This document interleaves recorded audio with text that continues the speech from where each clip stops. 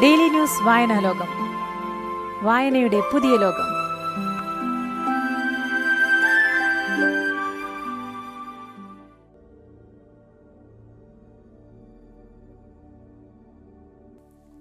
നമസ്കാരം.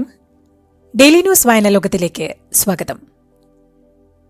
ഇന്ന് daily news വായനാലോകത്തിൽ KV Manikandan എഴുതിയ സ്മാർത്ഥം എന്ന കഥയാണ് ഉൾപ്പെടുത്തിയിരിക്കുന്നത്. KV മണികണ്ഠൻ എഴുതിയ കഥ സ്മാർത്ഥം. തലയ്ക്കുള്ളിൽ നിറയെ ഹെലികോപ്റ്റർ ഛായയുള്ള ആനത്തുമ്പികളുടെ ചിറകടിയാണ്. അവ തലയുടെ ഭിത്തികളിൽ വന്ന് തട്ടുമ്പോൾ ഒരു കിരികിരിപ്പ്. അതിനാൽ ചിന്തകൾ മുറിയുന്നു, വീഴുന്നു. ഒരടുക്കും ചിട്ടയും കിട്ടുന്നില്ല. ഞാൻ ഹിത. മഹിമ, ഹരിത എന്ന 2 പെൺമക്കളുടെ 46-കാരിയായ അമ്മ.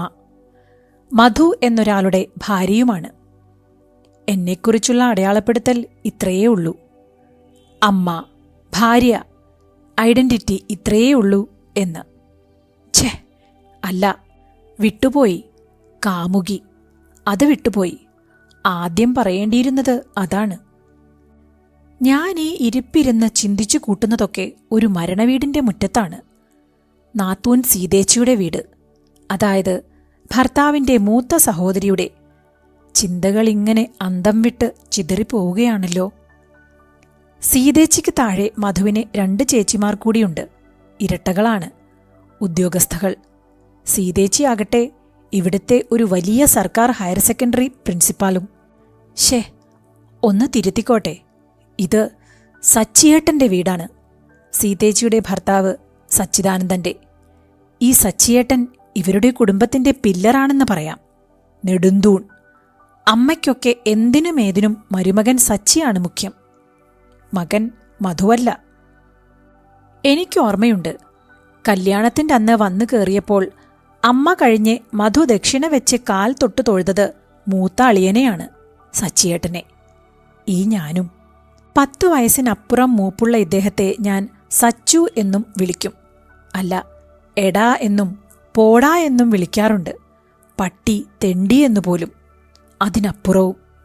അത് പക്ഷേ ഈ പ്രപഞ്ചത്തിൽ ഒറ്റയൊരാളെ കേട്ടിട്ടുണ്ടാകൂ, സച്ചിയേട്ടൻ മാത്രം. ഹോ, തലയ്ക്കുള്ളിലെ ഈ തുമ്പികളുടെ പെരുക്കം വയ്യ. ഇന്ന് പുലർച്ചെ 3:30 മധുവാണ് തട്ടിയുണർത്തിയത്. ഞാൻ എങ്ങനെയോ ഒന്നുറങ്ങിയിട്ടേ ഉണ്ടാകൂ. അപ്പോഴാണ് ഉടനിറങ്ങണമത്രേ, പിള്ളാരെയും കൂട്ടി. ആ സമയം എനിക്ക് ഈർഷ്യയാണ് വന്നത്. എങ്ങോട്ട്, എന്തിനെ, ഈ അസമയത്ത്? എന്റെ ഭർത്താവിന്റെ വായിൽ നിന്ന് എന്തെങ്കിലും പൊഴിയണമെങ്കിൽ വലിയ പാടാണ്. അതാ കുടുംബത്തിന്റെ മൊത്തം പ്രത്യേകതയാണ്.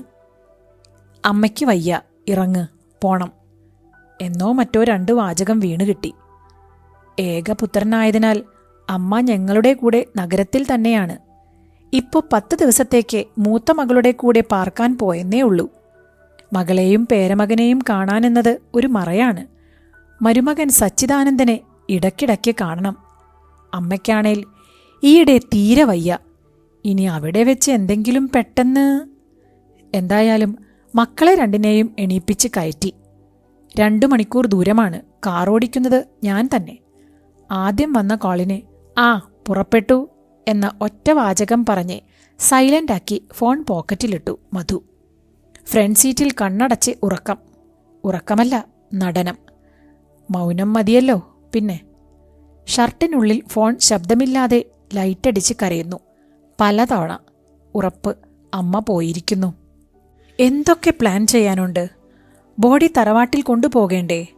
മധുവിന് 4 വയസ്സുള്ളപ്പോൾ മരിച്ചുപോയതാണ് അച്ഛൻ. ആ കുഴിമാടത്തിന്റെ അടയാളമായി വലിയ ആഞ്ഞിലിപ്ലാവുണ്ട്. അതിന്റെ ഇടത്തെ വശത്ത് തന്നെ അടക്കണമെന്നാണ് അമ്മ സച്ചിയേട്ടനോട് പറഞ്ഞുറപ്പിച്ചു വച്ചിരിക്കുന്നത്. ഇക്കാര്യമൊന്നും പക്ഷേ ഈ മകൻ അറിഞ്ഞിരിക്കണമെന്നില്ല. അവിടെ ഇപ്പോ വാടകക്കാരാണ്. അവരെ മുൻകൂട്ടി അറിയിക്കണ്ടേ? കർമ്മങ്ങളൊക്കെ ചെയ്യാൻ വേണ്ടി അവരോട് ഒഴിയാൻ പറയാൻ പറ്റുമോ? ഹോ, മധു ഇതെന്ത് ഭാവിച്ചാണ്? എന്തൊക്കെ തീരുമാനിക്കാനിരിക്കുന്നു? സച്ചിയേട്ടന് മെസ്സേജിട്ട് ചോദിക്കാമായിരുന്നു. പക്ഷേ വണ്ടി നിർത്തണം. അന്നേരം പൊടുന്നിനെയാണ് ഓർത്തത്. ഇന്ന് പാതിരാത്രി മുതൽ ആ നമ്പർ എൻ്റെ ഫോണിലില്ലല്ലോ. വണ്ടി ഓടിക്കുമ്പോൾ ഓർമ്മകൾക്കെന്തോ നല്ല ക്ലാരിറ്റിയാണ്. ഇന്ന് സച്ചിയേട്ടൻ്റെ ബർത്ത്ഡേ ആണ്. രാത്രി 11:59 ആകാൻ കാത്തിരിക്കുകയായിരുന്നു ഞാൻ. കുറച്ച് മണിക്കൂറുകൾക്ക് മുന്നേ കൃത്യസമയത്ത് പിറന്നാൾ സമ്മാനം വിട്ടു. വാട്സാപ്പിൽ ദിവസങ്ങളെടുത്ത് ഞാൻ എഴുതിയ പ്രബന്ധം.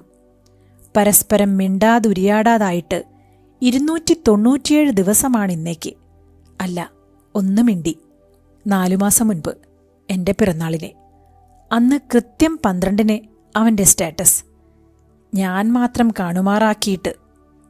Best birthday wishes to my last love. ഹൃദയ ഇമോജികളോടെ. ഒറ്റ സെക്കൻഡിൽ കൊടുത്തു മറുപടി status. Thank you for wishes my only love. ആ ഓൺലി ഒന്ന് കടുപ്പിച്ചു വിട്ടു. സച്ചിയേട്ടൻ്റെ ഈ ബർത്ത്ഡേക്ക് എൻ്റെ മനസ്സിറക്കി വെച്ച വരികൾ കൊടുത്താൽ മതി സമ്മാനമെന്ന് തീരുമാനിച്ചതെന്താണ്? എന്തിനുമൊരു അവസാനം വേണമല്ലോ, അതിനാണ്. ഒരിക്കലും സ്വീകരിക്കില്ലേ എന്നും വേണ്ട ഇതോടെ എല്ലാം തീരട്ടെയെന്നും മിനിറ്റിൽ 10 തവണ മാറി മാറി ഞാൻ ആഗ്രഹിച്ച പ്രണയമൊഴി അഥവാ യാത്രാമൊഴി. അയച്ചതും നീലവരയായി. അപ്പോ ഉറങ്ങാതിരിപ്പാണ് എൻ്റെ ബർത്ത്ഡേ വിഷസും കാത്ത്. മനപ്പാഠമെങ്കിലും 1000 തവണ വായിച്ചു കഴിഞ്ഞതാണെങ്കിലും അവൻ വായിക്കുന്നുണ്ടെന്നോർത്ത് കൂടെ ഞാനും വായിച്ചു. അങ്ങനെ വായിക്കുമ്പോൾ ഒരു സുഖമാണ്. To my only love. Sachu, ആദ്യമേ നിനക്കെൻ്റെ ജനിച്ചൂസ് ആശംസകൾ. ഇനിയുമേറെ ഏറെ പിറന്നാളുകൾ ആഘോഷിക്കാൻ ഇടവരട്ടെ. ഇതൊരു പക്ഷേ ഞാൻ നൽകുന്ന അവസാന പിറന്നാളാശംസകളാകും. ആകട്ടെ, ആകണം. നീ പറഞ്ഞ പോലെ നമ്മുടെ ബന്ധം അരയിൽ കെട്ടിവെച്ച ഞെക്കുബോംബാണ്. ഒന്നമർത്തി കെട്ടിപ്പിടിച്ചാൽ പോലും പൊട്ടും. 2 കുടുംബങ്ങൾ പെറുക്കിയെടുക്കാൻ പറ്റാത്ത പോൽ ചിതറിപ്പോകും. സച്ചു, നിന്റെ ലൈഫ് ഉഷാറായി പിള്ളേര് പറയും പോലെ പൊളിയാവുക എന്നത് എത്രത്തോളം ഞാൻ ആഗ്രഹിക്കുന്നുണ്ടെന്ന് നിനക്കറിയില്ല എന്ന് ഞാൻ വിശ്വസിക്കുന്നില്ല. പക്ഷേ എൻ്റെ മനസ്സിപ്പോൾ പറയുന്നു, ഞാനൊപ്പമില്ലാതിരിക്കുമ്പോഴാണ് നിന്റെ ജീവിതം കൂടുതൽ കളറാവുക എന്ന്. ആ ചിന്ത തന്നെ കരളിനെ കീറുന്നതാണെങ്കിലും നീ നന്നായിരിക്കുന്നത് കാണാനും അറിയാനും നമ്മുടേതല്ലാത്ത കാരണങ്ങളാൽ അവസരമുണ്ടല്ലോ. ഞാനതറിഞ്ഞോളാം, കണ്ട് ആനന്ദിച്ചോളാം. നീയതറിയുകയേയില്ല, അറിയേണ്ടതില്ല താനും. മഹിക്ക് 13 വയസ്സാകും വരെ 14 കൊല്ലത്തോളം ലോകത്തിൻ്റെ കളർ ഗ്രേ ആയിരുന്ന എനിക്ക് ഒരു നാൾ മുതൽ അത് വർണ്ണാഭമാവുകയായിരുന്നു. അതെന്നു മുതലാണെന്ന് നിനക്ക് വ്യക്തമായി അറിയാമല്ലോ. നിന്റെ സാമീപ്യം വാക്കായോ പച്ചലൈറ്റായോ ശബ്ദമായോ വന്ന് എൻ്റെ ചുറ്റിലുമുള്ള നിറങ്ങളെ കാലിഡോസ്കോപ്പിലെന്നവണ്ണം കുലുക്കിയെറിഞ്ഞു തുടങ്ങുന്നു. ഞാനതിൽ ആടിത്തിമർത്തു. മൃതപ്രായയായ അവസ്ഥയിൽ നിന്നെന്നെ കോൽ ചുഴറ്റി നക്ഷത്രങ്ങൾ തുള്ളിക്കളിക്കുന്ന പ്രപഞ്ചത്തിലേക്കെത്തിച്ച മാന്ത്രികനെന്ന അഹംഭാവത്തോടെ നീ മാറി നിൽക്കുകയല്ല ചെയ്തത്. നീയും എന്നോടൊപ്പം നൃത്തമാടി. എൻ്റെ അത്രയുമോ അതിലുമേറെയോ ആഹ്ലാദം നീ അനുഭവിക്കുകയായിരുന്നു. നീ ഒരിക്കലും രക്ഷകനായി നിന്നില്ല. ഗിവ് ആൻഡ് ടേക്ക് എന്നതിൽ നീ കാണിച്ച അന്തസ്സാണി 12 കൊല്ലവും എനിക്ക് ആനന്ദത്തോടൊപ്പം നൽകിയ അഭിമാനമെന്ന് നിനക്കൂഹിക്കാനാകുന്നതല്ല. ഒരുപക്ഷേ ഞാൻ നിന്നോട് പറയാത്ത ഏക കാര്യവും അതായിരിക്കും. ഒരിക്കലും നീ എന്നെ ചുംബിച്ചിട്ടില്ല, ഞാൻ നിന്നെയും.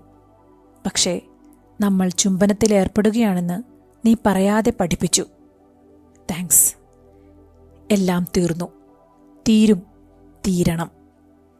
നമ്മുടേതല്ലാത്ത കാരണങ്ങളാൽ. നമ്മൾ അടുത്തുവെന്നത് നിന്റെ വലിയ നിരീക്ഷണമാണെന്ന് അറിയാമല്ലോ.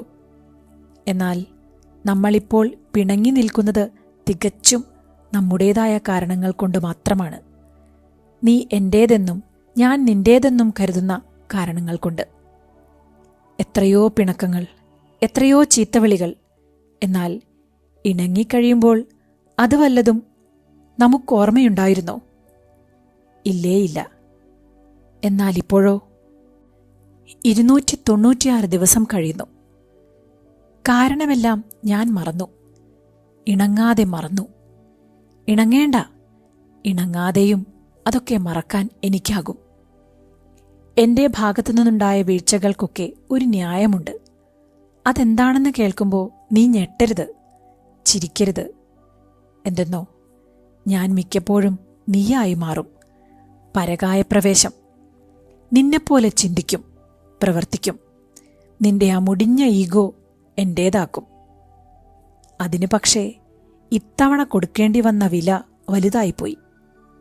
എങ്കിലും എനിക്കിപ്പോൾ സങ്കടമില്ല. ഇത്ര ദീർഘനാൾ എനിക്ക് പിടിച്ചു നിൽക്കാനായല്ലോ. ഒരിക്കലും അത് പറ്റുമെന്ന് കരുതിയതല്ല. മരണം സാരമില്ല, എന്നാൽ ജീവിക്കാതിരിക്കുക എന്തെന്ന് നിനക്കറിയുമോ? അറിയാൻ വഴിയില്ല. നീ എന്നെ വായിപ്പിച്ച വരികളാണത്. അതാണ് ഞാൻ 296 ദിവസമായി. ജീവിക്കാതിരിക്കൽ. മുൻപ് 14 കൊല്ലം അതായിരുന്നല്ലോ. എക്സ്പീരിയൻസ് ഉണ്ട്. അതിനിയും തുടർന്നോളാം.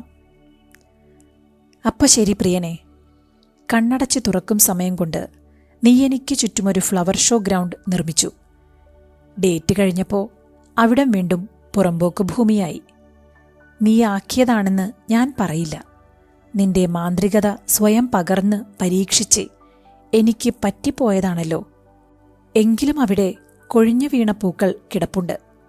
ഉണക്കി സൂക്ഷിച്ചാൽ പൂക്കൾ ചീയില്ലടാ. എനിക്കത് മതി. ഇനി ഞാൻ അതേ അർഹിക്കുന്നുള്ളൂ.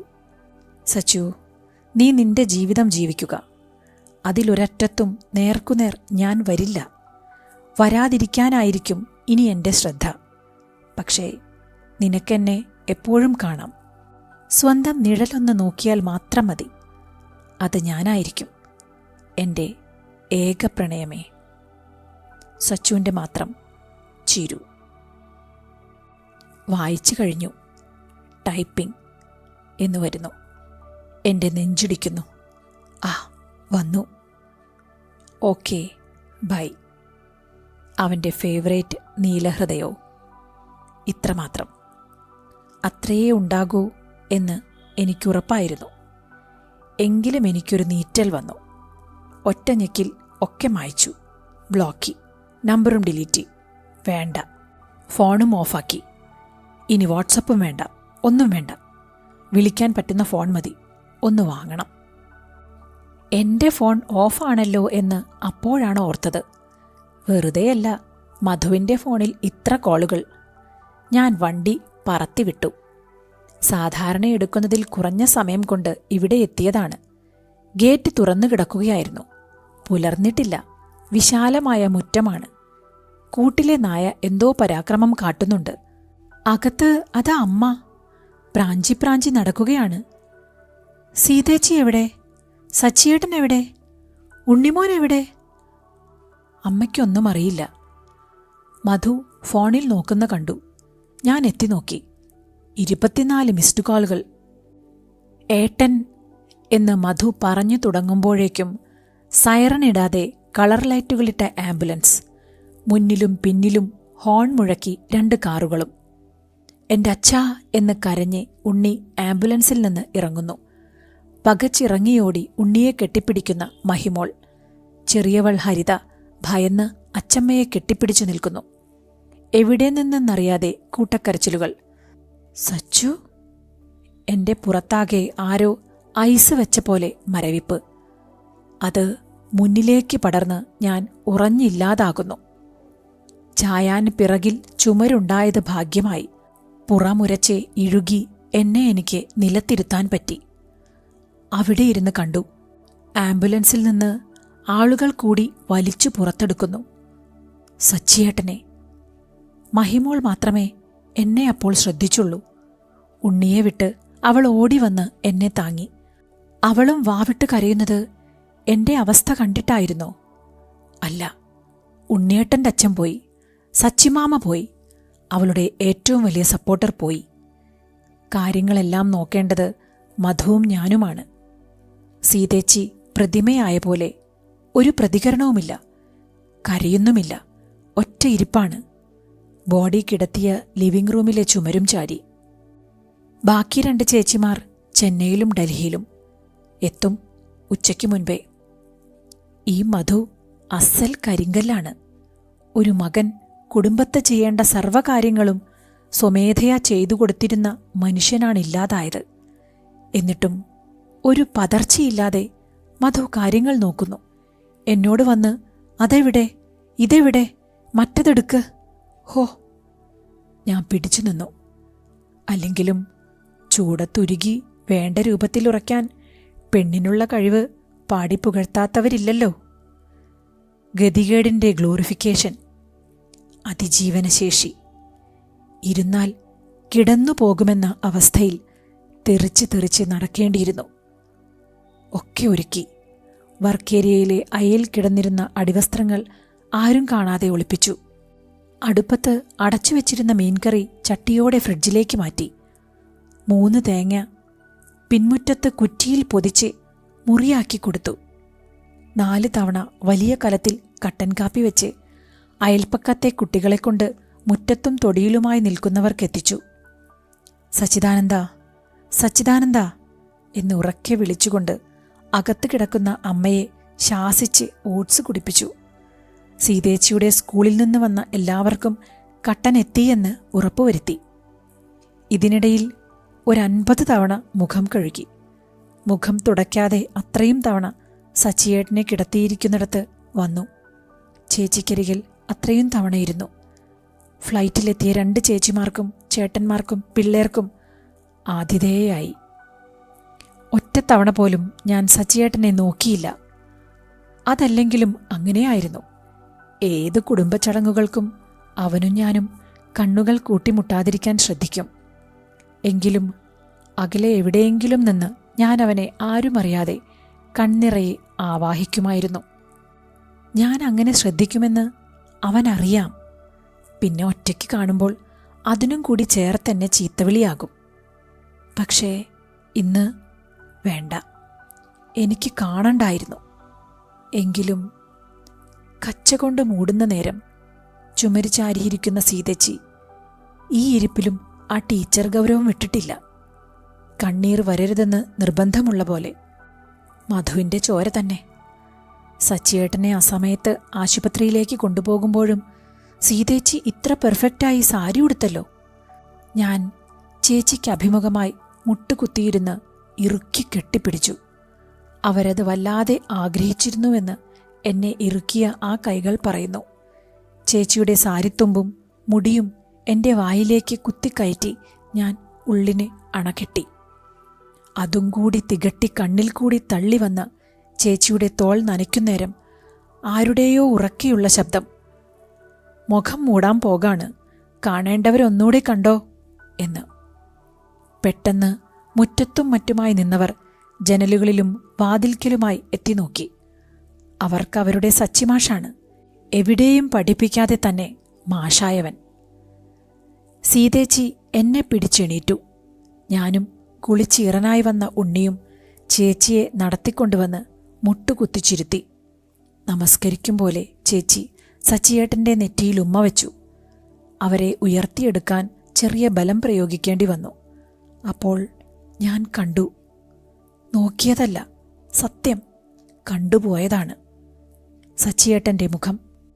ഞാൻ നിർബന്ധിച്ച് വെപ്പിക്കാറുള്ള ഒരാഴ്ച കുറ്റിത്താടിയുമായി. അവസാന കളിയിൽ അവൻ്റെ ഈഗോയെ ജയിപ്പിച്ച് കിടക്കുന്നു. ജയിക്കു മനുഷ്യ. അവനോട് മാത്രം പറഞ്ഞിട്ടുള്ള, ഞങ്ങളുടെ മാത്രം സ്വകാര്യമായ, അവൻ പറയാൻ പഠിപ്പിച്ച സകല ചീത്തകളും ഉള്ളിലുറക്കെ വിളിച്ചു ഞാൻ. അവസാന വിളി. അന്നേരം തടഞ്ഞു നിർത്തിയതൊക്കെ തല പൊളിച്ചു വരുമ്പോലെ ഞാൻ ചേച്ചിയെ വിട്ട് ഇരുമുഷ്ടികളും ബലത്തിൽ ചുരുട്ടി, എന്തൊക്കെയോ അടക്കാനെന്ന പോലെ. അപ്പോൾ എനിക്കൊരിക്കിൾ വന്നു. ഉള്ളണ പൊട്ടി. ഞാനായി. അവൻ മാത്രം കണ്ടിട്ടുള്ള ഞാൻ. അടുത്ത സെക്കൻഡിൽ ഞാൻ എങ്ങനെ സച്ചിയേട്ടൻ്റെ നെഞ്ചിൽ വീണു എന്നെനിക്കറിയില്ല. എങ്ങനെ ഇത്ര ഉറക്കെ പുലമ്പിയെന്നറിയില്ല. എന്തിനാ ഇങ്ങനെ പറ്റിച്ചേ? സച്ചു, എന്തിനാന്ന് പറ. ഞാൻ തോറ്റ് തന്നതല്ലേ. തോറ്റവളെ പിന്നെന്തിനാടാ ഇങ്ങനെ വീണ്ടും തോൽപ്പിച്ചു പോയേ? ഞാനിനി എങ്ങനെ ജീവിക്കും? അത് പറഞ്ഞിട്ട് പോയാ മതി. സച്ചു, എടാ, ചീരുവാണ്, നിന്റെ ചീരു, പറ. ആ നെഞ്ചിൽ നെറ്റിക്കൊണ്ട് ഞാൻ ആഞ്ഞാഞ്ഞിടിച്ചു. സർവത്ര നിശ്ചലം, നിശബ്ദത. ക്ലോക്കിൻ്റെ ടിക് ടിക് ശബ്ദം മാത്രം ഇപ്പോൾ. ഞാൻ മുഖം സച്ചിയേട്ടൻ്റെ നെഞ്ചിൽ നിന്നുയർത്തി. ആ മുഖത്തേക്ക് നോക്കി. അവിടെ പുഞ്ചിരി. പഠിക്കൽ കൊണ്ട് കലമുടച്ചല്ലോ എൻ്റെ ചീരു എന്ന് പറയും പോലെ. ഞാൻ തല ഉയർത്തി നോക്കി. താഴെയിരുന്നുള്ള എൻ്റെ ആ നോട്ടത്തിൽ സീതേച്ചി ഭീമാകാരയായ പോലെ. പുരികങ്ങൾക്ക് പകരം 2 സർപ്പക്കുഞ്ഞുങ്ങൾ. അവ ചോദ്യചിഹ്നങ്ങൾ പോലെ പത്തി വിടർത്തിയാടുന്നു. തൊട്ടടുത്ത് ഉണ്ണി. വലതു തോളിന് താഴെ അവൻ്റെ കൈത്തണ്ടയിൽ 2 കൈകൊണ്ടും ഇറുക്കിപ്പിടിച്ച് മഹിമോൾ. ഞാനൊന്ന് ചുറ്റും നോക്കി. നീളമേറിയ ശവക്കച്ചിയുടെ ഒരറ്റം പിടിച്ച് മധു. എങ്ങും മിഴിഞ്ഞ കണ്ണുകളും തുറന്ന വായ്കളും മാത്രം. കഴിഞ്ഞ്, എല്ലാം തീർന്ന്. എണീറ്റു. തിങ്ങിക്കൂടിയവർ ഭയന്നെന്ന വണ്ണം വഴിമാറിത്തന്നു. ഞാൻ മുറ്റത്തേക്കിറങ്ങി. ഇതാ ഈ ചുവന്ന പ്ലാസ്റ്റിക് കസേരയിലിരുന്നു. കൂട്ടിലെ മെലിഞ്ഞുയരമുള്ള രാജപാളയം നായ മുരണ്ടുകൊണ്ട് ഉഴറിയുലാത്തുന്നു. മുറ്റത്തെ വെയിലിൽ പുറത്തുകൊണ്ടിട്ട സെറ്റുകൾക്ക് മുകളിൽ ഇതാ നിറയെ ആനത്തുമ്പികൾ വേഗത്തിൽ പാറുന്നു. ചുറ്റുപാടും നിൽക്കുന്നവർ എന്നെയാണ് ശ്രദ്ധിക്കുന്നത്. അവരത് ഭാവിക്കുന്നില്ലെങ്കിലും. ഏറെയും അപരിചിതർ. കസേരയ്ക്കടുത്ത് മുറ്റത്തെ ടൈൽസിൽ ഒരു ചുവന്ന കടലാസ് മടങ്ങിക്കിടക്കുന്നു. പത്രത്തിൻ്റെ കൂടെ വന്ന പരസ്യ നോട്ടീസ് ആകണം. ചുവപ്പിൽ മഞ്ഞയിൽ അതിൽ സ്മാർത്ഥം. സ്മാർത്ഥം. ആനത്തുമ്പികളൊന്നോടെ എൻ്റെ തലയ്ക്കുള്ളിലേക്ക് ഇടിച്ചു കയറി. എന്തിനെന്നറിയാതെ കാൽവിരലുകളാൽ ഞാൻ ആ നോട്ടീസ് ഒന്ന് തിരിച്ചിട്ടു. Smart homes villa project. കച്ചവടം പൊടിപൊടിക്കുന്ന ഇറച്ചിക്കടയ്ക്ക് മുന്നിൽ കുറ്റിയിൽ കെട്ടിയിട്ട അറവുമാട് എന്തൊക്കെ ചിന്തിച്ചു കൂട്ടില്ല. അതാണ് ഈ ഇരിപ്പിലെ ഞാൻ. 97 കാലിക്കറ്റിൽ ഫിസിക്സിൽ ഡിഗ്രിക്ക് 2ാം റാങ്ക് കിട്ടിയ ഒരുത്തിയുണ്ടായിരുന്നു. ഹിത എമ്മൻ. ഈ ഉള്ളവൾ. ആകാശമായിരുന്നില്ല അവളുടെ സ്വപ്നങ്ങളുടെ പരിധി. അതിനുമപ്പുറമുള്ള ശൂന്യാകാശമായിരുന്നു. ഇതൊരു വെറും പറച്ചിലല്ല, സ്പേസ്. അതായിരുന്നു എന്നെ ഭ്രമിപ്പിച്ചിരുന്നത്. ഗ്രാമത്തിന് മുകളിലെ ആകാശം. അതൊക്കെ വ്യത്യസ്തമായിരുന്നു. സന്ധ്യ കഴിഞ്ഞ് രാത്രി കനക്കും സമയവും പുലർച്ചെയും പഠിക്കാനായി വാർക്കപ്പുറമേറി അങ്ങനെ മലർന്നു കിടക്കുമ്പോൾ മേഘങ്ങളില്ലാത്ത ദിവസം എനിക്ക് ഉന്മാദം കയറും. ശൂന്യാകാശം.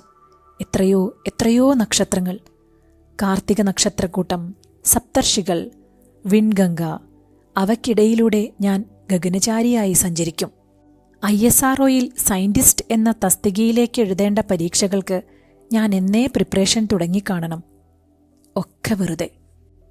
എൻ്റെ ശൂന്യാകാശ സ്വപ്നങ്ങളിലെ ആകാശം എന്ന വാക്ക് അരിഞ്ഞു വീഴ്ത്തപ്പെട്ടു. ശൂന്യം ബാക്കി. ഗ്രഹങ്ങളെ സ്നേഹിച്ച എനിക്ക് പാരയായതും അവറ്റകൾ തന്നെ. അപൂർവങ്ങളിൽ അപൂർവമായ ജാതകം. ചന്ദ്രദോഷം. ശനി ദൃഷ്ടി വയ്ക്കുന്നു. ചൊവ്വ ഏതോ ദുഷ്കോണിൽ. അപ്പോഴതാ ഞാനൊഴികെ ചുറ്റിലുമുള്ള ഏവരെയും ആഹ്ലാദിപ്പിച്ചുകൊണ്ട് മധുസൂദനൻ എന്ന സുന്ദരന്റെ വരവ്.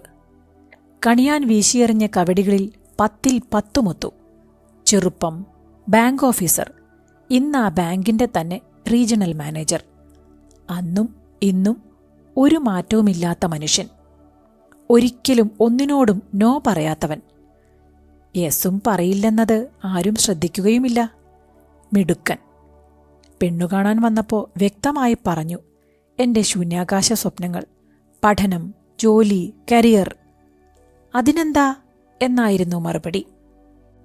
കല്യാണം കഴിഞ്ഞ് ഹണിമൂൺ ട്രിപ്പ്. വഴിയെ നഗരത്തിൽ ഇവരുടെ ബാങ്കിന്റെ ഗസ്റ്റ് ഹൗസിൽ ഒരു രാത്രി സ്റ്റേ. ആ സായാഹ്നം ഞങ്ങൾ നടക്കാനിറങ്ങി. മധു ഹണിമൂൺ ചിനപ്പോടെ എൻ്റെ അരയിൽ കൈ ചുറ്റിപ്പിടിച്ചുകൊണ്ട് നടന്നു. പടിഞ്ഞാറ് ചക്രവാളം ഇതുവരെ കാണാത്ത ഇരുമ്പു പഴുപ്പൻ നിറം. അപ്പോഴാ ചേർന്നു നടത്തം എന്നെ തെല്ലെ ഉത്സാഹവതിയാക്കി. പെട്ടെന്ന് ഞാൻ ഹേയ് എന്നൊച്ചയെടുത്ത് കുതറി. മധു കണ്ണുമിഴിഞ്ഞെന്നെ നോക്കി. കൈ ചൂണ്ടിക്കൊണ്ടുള്ള എൻ്റെ "നോക്കുവേട്ടാ" എന്ന ഉയർന്ന ശബ്ദത്തിൻ്റെ ദിശയിലേക്ക് മധുവും കണ്ണുകൾ പായിച്ചു. അകലെ താഴെ റെയിൽപാളത്തിൽ 2 പേർ, ആണും പെണ്ണും, വിവാഹവസ്ത്രങ്ങൾ പോലെ പുത്തൻ സാരിയും മുണ്ടും. അവർ കെട്ടിപ്പിടിച്ചു കിടക്കുന്നു. പാളം തലയിണ. ഞങ്ങൾ മുകളിലെ റോഡിൽ, ഏറെ താഴെ 50 മീറ്ററോളം അകലെയാണവർ. ചുറ്റും ചതുപ്പും ഇഞ്ചപ്പുല്ലും. അറ്റത്തൊരു പൊട്ടുപോലെ ട്രെയിൻ പ്രത്യക്ഷപ്പെട്ടു. ഞാൻ സ്വയം അറിയാതെ കുനിഞ്ഞുനിന്ന് അലറി. ഞെട്ടിപ്പോയ മധുവും ഉറക്കെ ഒച്ചവെച്ചു. തീവണ്ടി അതിവേഗതയിൽ വലുതായി വരുന്നു. പെട്ടെന്നവരെ കണ്ടതുപോലെ ഞാൻ ഇതുവരെ കേൾക്കാത്തൊരു ദയനീയ ശബ്ദത്തിൽ അതിൻ്റെ ആ മുഖത്തുനിന്നൊരു നീളൻ ഓരിയിടൽ. തൊട്ടുമുന്നിലിതാ ഇരട്ടമരണം. ഞങ്ങൾ നിസ്സഹായർ. ഞാൻ ഉറക്കെ കരഞ്ഞ് കണ്ണു പൊത്തുന്നതിനിടയിൽ വിരലുകൾക്കിടയിലൂടെയൊരു കാഴ്ച. ആ പുരുഷൻ പിടഞ്ഞെണീറ്റ് പാളത്തിനപ്പുറത്തേക്ക് ചാടുന്നു. തീവണ്ടി സ്ത്രീയെ തൂത്തരച്ചു കൊണ്ടുപോയി. മുട്ടുകുത്തിയിരുന്ന് തറയിൽ കൈകൊണ്ട് തല്ലി ഉറക്കെയുള്ള എൻ്റെ കരച്ചിലിനെ ആ നീളൻ വണ്ടിയുടെ ഉരുക്കട്ടഹാസം തൂത്തെറിഞ്ഞു.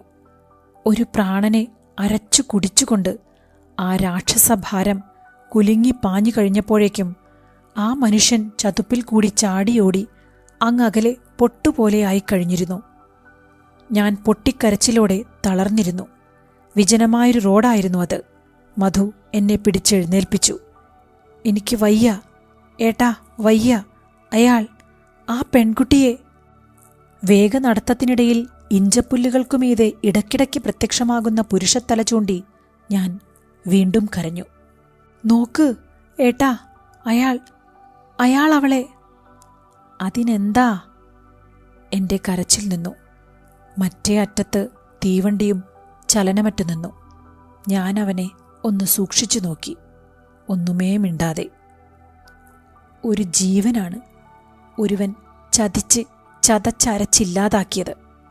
അപ്പോൾ എനിക്ക് മനസ്സിലായിരുന്നില്ല, അയാൾ ഒരു ജീവനില്ലാതാക്കി, മധുവോ ഒരു ജീവിതവും. അതീവ കൗശലത്തോടെ മൂന്നാറിൽ വെച്ച് അവൻ എന്നിൽ മഹിക്കുട്ടിയെ നിക്ഷേപിച്ചു. ടേക്ക് പ്രൊട്ടക്ഷൻ എന്ന് പറയാനുള്ള ഒരു പെൺകുട്ടിയുടെ ജാള്യതയെ മുതലെടുത്ത് എല്ലാ സ്വപ്നങ്ങൾക്കുമൊരു സുന്ദരമായ മണിച്ചിത്രപ്പൂട്ട്. 21-ാം വയസ്സിൽ മഹിമയുടെ അമ്മ മഹി. കാരണങ്ങളില്ലാതെയും ഒരാൾക്ക് കരയാൻ സാധിക്കും എന്നവൾക്ക് മനസ്സിലായത് ഈ അമ്മയെ കണ്ടിട്ടാണത്രേ. കാരണങ്ങളില്ലെന്നത് കാണുന്നവരുടെ തോന്നലാണ് മകളെ എന്ന് ഞാൻ പറഞ്ഞുകൊടുത്തില്ല. അമ്മേ, മഹിമയിൽ മഹിയുണ്ട്, ഹിമയുണ്ട്. അതുപോലെ അമ്മയിൽ 2 അമ്മയുണ്ട്. അവൾ വയസ്സറിയിക്കുന്ന കാലം വരെ കണ്ടിട്ടുള്ള ഞാൻ മൂടിക്കെട്ടിയ ആകാശം പോലായിരുന്നു. ഏത് നിമിഷവും പെയ്യും എന്ന ഫീൽ. പല രാത്രികളിലും ഉറങ്ങുന്ന തന്നെ കെട്ടിപ്പുണർന്ന് അതിനിശബ്ദമായി പൊട്ടുന്ന അമ്മയെ അവൾക്ക് ഓർമ്മയുണ്ട്. എന്നാൽ 2ാം പകുതിയിലെ അമ്മയാണെൻ്റെ അമ്മ, സൂപ്പർ മോം. ഈ ട്രാൻസ്ഫോർമേഷൻ, ഹൗ? പഴയ അമ്മ എൻ്റെ തോന്നലായിരുന്നോ എന്നവൾ ഈയിടെ ചോദിച്ചു. എനിക്ക് എന്ത് മറുപടി പറയാൻ പറ്റുമെന്നാണ്? ആ പഴയ അമ്മയ്ക്കൊപ്പം നിന്റെ സച്ചിമാമ ഉണ്ടായിരുന്നില്ലടി.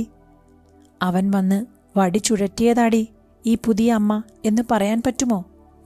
അവിഹിതം എന്ന നെറ്റിച്ചുളിപ്പിൽ ഹിതം എന്ന പുഞ്ചിരി ഒളിഞ്ഞിരിപ്പുണ്ടെന്ന് പറഞ്ഞുകൊടുക്കാൻ പറ്റുമോ? പകരം ഞാൻ അവൾക്കൊരു ഇമേജ് അയച്ചു. പുത്തൻ ടാറിട്ട റോട്ടിൽ കറുത്ത കവചം ഭേദിച്ചുകൊണ്ട് തളിർത്ത തത്തമ്മ പച്ച നിറത്തിൽ 2 ഇലകൾ മാത്രമുള്ള മരത്തൈ. അവൾ അതിനെ ചുവപ്പൻ ചുണ്ടുമ്മ റിപ്ലൈയുമിട്ടു. എല്ലാം തീർന്നല്ലോ. ഞാൻ മുറ്റത്തങ്ങനെ ഇരിക്കുമ്പോൾ മധു വന്ന് ഒരു കസേര നീക്കി അടുത്തിരുന്നു. ഒന്നും മിണ്ടാതെ. പരിസരങ്ങളിൽ എവിടെയൊക്കെയോ സച്ചിയേട്ടനെ പൊതിഞ്ഞു കൊണ്ടുപോകുന്നതും ചിത കത്തിത്തുടങ്ങുന്നതുമൊന്നും ഞാൻ അറിഞ്ഞില്ല. അമ്മ അച്ഛനെ ഏട്ടാ എന്നാണ് വിളിക്കാറ്. പിന്നെ എന്നോ മധുവായി, നീയായി. വൈ ഇറ്റ്സോ? ഒരിക്കൽ മഹി ചോദിച്ചതാണ്. ഏട്ടാ എന്നായാലും മധു എന്നായാലും മിസ്റ്റർ എക്സ് എന്നായാലും നിന്റെ അച്ഛൻ ഒരേപോലെ. പിന്നെന്താ? ഈ മനുഷ്യനോട് സോറി പറയേണ്ടതുണ്ടോ? ബാങ്കിന്റെ ചീഫ് ജനറൽ മാനേജർ ആവുക എന്ന ഒറ്റ ടാർഗറ്റുള്ള മനുഷ്യനാണ്. CGM ആവും ഉറപ്പ്. ഞാൻ അവനെ ഒന്ന് നോക്കി. എപ്പോഴുമുള്ള അതേ ബ്ലാങ്ക് ലുക്ക്. എന്തെങ്കിലും ഒരു വാക്ക് പറയണോ? എൻ്റെ നോട്ടം തട്ടിയിട്ടോ മറ്റോ മധു എന്നെ ഒന്ന് നോക്കി. വേണ്ട, ഇപ്പോൾ മൗനം തന്നെ നല്ലത്. അവൻ നോട്ടം വലിച്ചു. നേരെ എങ്ങോ നോക്കിയിരുന്നു. അവൻ്റെ ചെരുപ്പിനടിയിലായിരുന്നു അപ്പോൾ ആ ചുവന്ന നോട്ടീസ്. മക്കളെ അവിടെ നിർത്തി. ഏറെ കാലത്തിന് ശേഷം ആദ്യമായി ഡ്രൈവ് ചെയ്തു മധു. എന്നെ സൈഡിലിരുത്തിയിട്ട് ചിത കത്തിത്തുടങ്ങുന്നതിനിടയിൽ തന്നെ. ഞാൻ ഫോൺ ഓൺ ചെയ്തില്ല. വിധവയെപ്പോലെ മുറിയിൽ അടച്ചിരുന്നു. എനിക്കറിയാമായിരുന്നു സീതേച്ചി വരുമെന്ന്. 1000 ചോദ്യങ്ങളുമായി, അതിലേറെ ചോദ്യങ്ങളുമായി അനീത്തിയുടെ കൂടെ ദുബായിലുള്ള എൻ്റെ അമ്മ വരാൻ പുറപ്പെട്ടതായിരുന്നു. അത് കർശനമായി വിലക്കിയത് മധു അത്രേ. സീതേച്ചി വന്നു. 13 ദിവസത്തെ അടച്ചിരിപ്പ് കഴിഞ്ഞപ്പോൾ എൻ്റെ അടച്ചിരിപ്പിലേക്ക് അവരെത്തി. മുകളിലെ മുറിയിൽ നിന്ന് ഞാൻ കണ്ടു സച്ചിയേട്ടൻ്റെ കാർ. ആ കാർ വെള്ള സ്വിഫ്റ്റ്. മാറ്റേണ്ട കാലമായിട്ടും മാറ്റാതെ. അത് സച്ചിയേട്ടൻ വിൽക്കില്ല. ഓർമ്മകളുടെ വിലയ്ക്കൊപ്പം ആർക്കും എത്താനാകില്ല.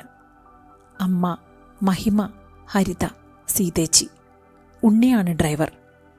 ഞാൻ ഡ്രൈവിംഗ് പഠിക്കാൻ കാരണമേ സച്ചിയേട്ടനാണ്. അന്ന് ഉപദേശിച്ചതാണിപ്പോൾ ഓർമ്മ വരുന്നത്. വളവിനപ്പുറത്തു നിന്ന് ലോറി വരുമെന്ന് കരുതി ഇവിടെ നിന്നേ ബ്രേക്ക് ചവിട്ടണ്ട. വരുന്നത് വരുന്നിടത്ത് വെച്ച് നേരിടുക. നിന്റെ മുന്നിലെ 3 മീറ്റർ ക്ലിയർ ആണോ എന്നതിൽ മാത്രമാണ് കാര്യം.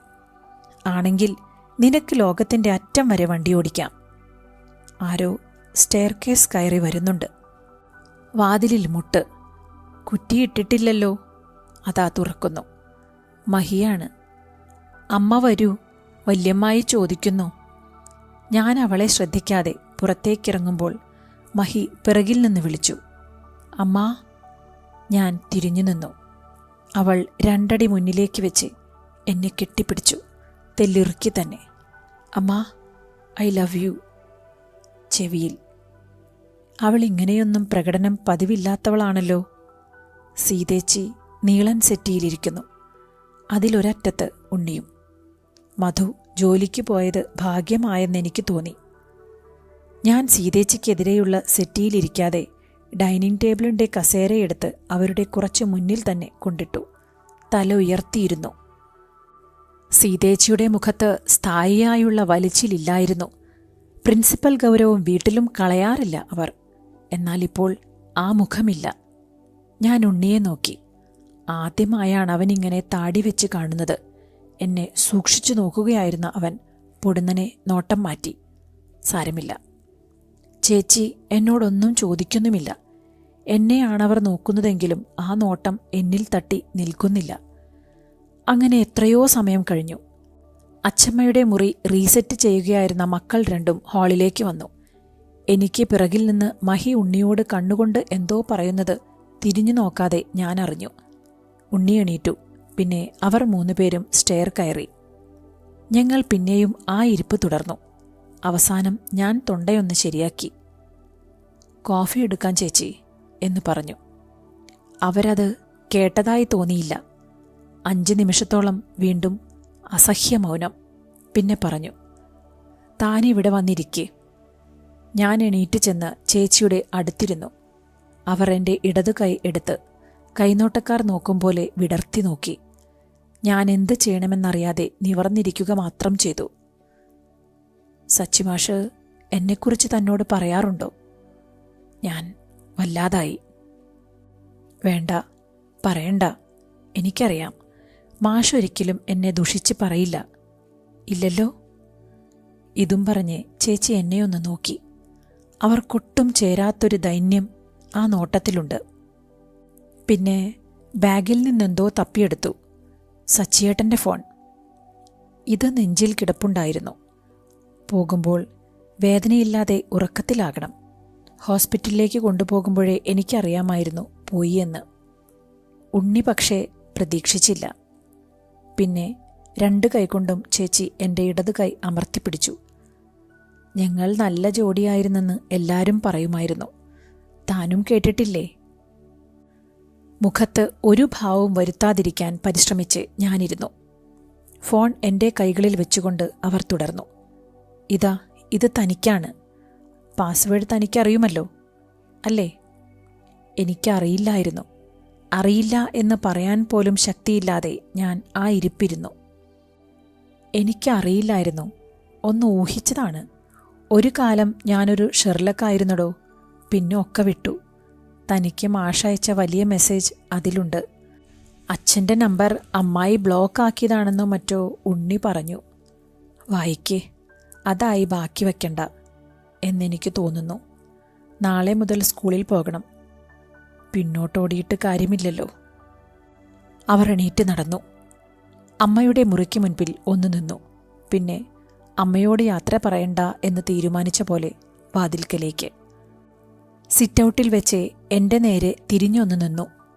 എടോ, വലിയ പാടാണ്. ഒരാൾ ഇല്ലാതായതിനു ശേഷം അയാളെ നമ്മുടെ ഉള്ളിൽ നിന്നും ഇല്ലാതാക്കേണ്ടി വരുന്നത്. ചേച്ചിയൊരു സ്വയം നിന്ദച്ചിരിച്ചിരിച്ചു. മരിച്ചവനെ കൊല്ലുക, അതാണിപ്പോഴെൻ്റെ ടാസ്ക്. ചേച്ചി മുറ്റത്തേക്കിറങ്ങി. ഞാനും. കാറൊന്ന് ഒച്ചയുണ്ടാക്കി. ലൈറ്റുകൾ മിന്നിക്കെട്ടു. ഞാൻ മുകളിലേക്ക് നോക്കി.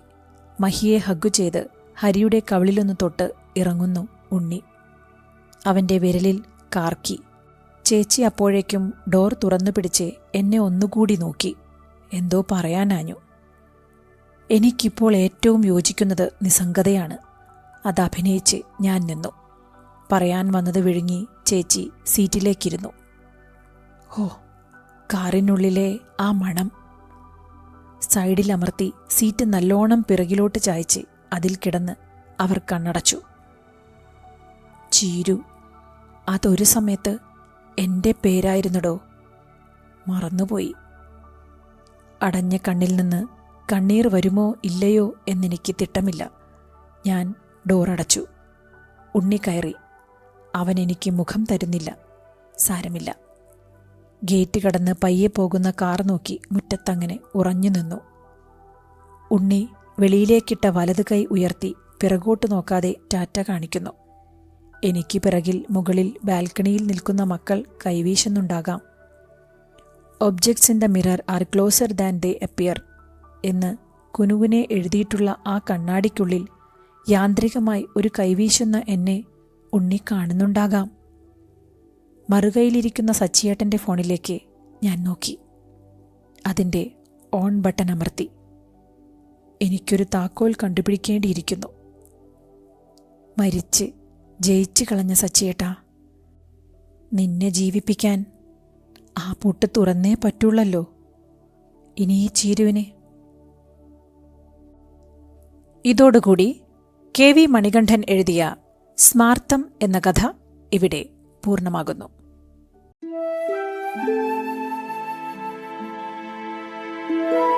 ഡെയിലി ന്യൂസ് വായനാലോകം, വായനയുടെ പുതിയ ലോകം.